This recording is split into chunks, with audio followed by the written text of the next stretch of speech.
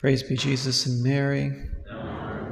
In today's Gospel, we see our Lord returning to his hometown of Nazareth for the first time since the arrest of John the Baptist. He goes and teaches in the local synagogue, where he grew up essentially, where everyone knows him and his family. And while the people acknowledge that Jesus is wise, they also acknowledge the miracles that he performed elsewhere, the mighty works that they call them in Matthew 13:54. Yet St. Matthew says that they took offense at him. The Greek word that's used there for offense is the word skandalizo, which means literally they were scandalized by him. Why were they scandalized? They were scandalized, first of all, because of his quote-unquote low birth, as we would call it. The fact that he was born to and belonged to a poor, working class family whom everyone was familiar with. Jesus was the kid down the street who never did anything noteworthy to them and whose family was just a plain Jane, run-of-the-mill type of family, nothing to write home about, or at least so they thought. Ironically, the response in the Gospel even echoes what Nathanael asked when he first heard Jesus. You remember that? He said, "Can anything good come from Nazareth?" John 1:46. Apparently, the Nazarenes didn't even think anything could come from their hometown. And a lot of times those who are closest to the Lord are the people whom others look down on or overlook or ignore. God's favorites are often not the world's favorites. They usually aren't the people that the world celebrates and venerates and esteems. The people from Nazareth couldn't reconcile Jesus' wisdom and mighty deeds and the familiar humbleness of his origins. St. John wrote in this prologue that the word, quote, came to his own home, and his own people received him not. John 1, verse 11. Where Jesus should have found the most comfort and the most welcome among his own people in Israel, and in particular case in Nazareth, instead he encountered the greatest rejection in those places. Why else were the people scandalized because of Jesus? One can suspect that there was also some jealousy towards our Lord too. St. Jerome points that out in his commentary on this passage.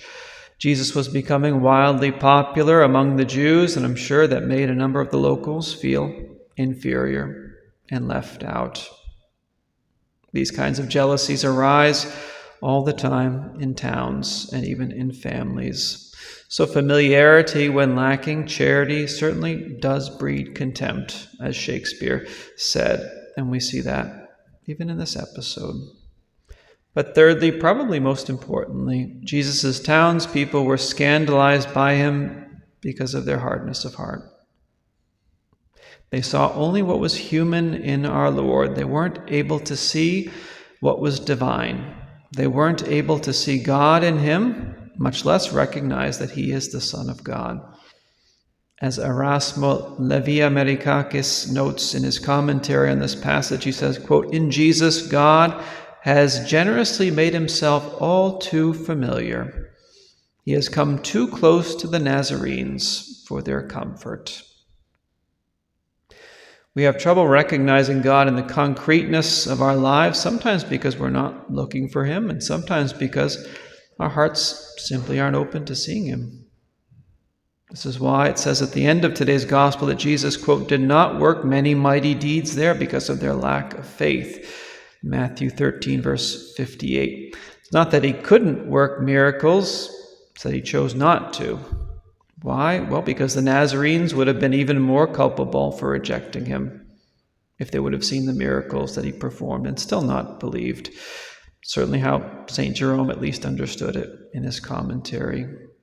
Jesus had called his disciples men of little faith in Matthew 6, verse 30, but the people of Nazareth were men of no faith.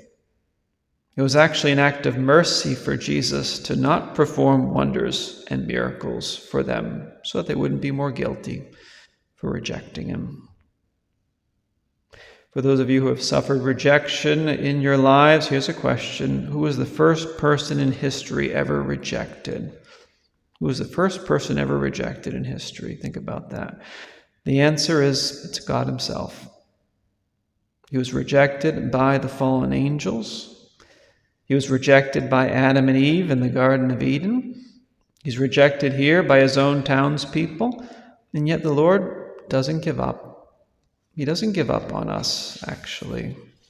So perhaps with today's gospel passage, we can take some time to reflect and think about the times when maybe we've turned our back on or rejected the Lord because he wasn't who we wanted him to be or we thought he should be.